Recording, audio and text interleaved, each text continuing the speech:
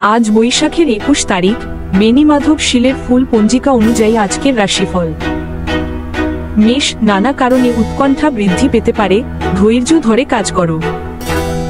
বৃষ, মানসিক দুঃখ ও কষ্ট অনুভব হতে পারে, নিজেকে সামলাও। মিথুন, বিপদ কেটে যাবে, স্বস্তি পাবে আজকের দিনে। কর্কট, অন্যের উপর নির্ভরশীলতা সমস্যার সৃষ্টি করতে পারে। সিংহ, পুরনো সমস্যাগুলো আজ আরো বাড়তে পারে, স্থির থাকো। কন্যা, সম্পর্ক ভাঙ্গনের সম্ভাবনা, আবেগ নিয়ন্ত্রণে রাখো।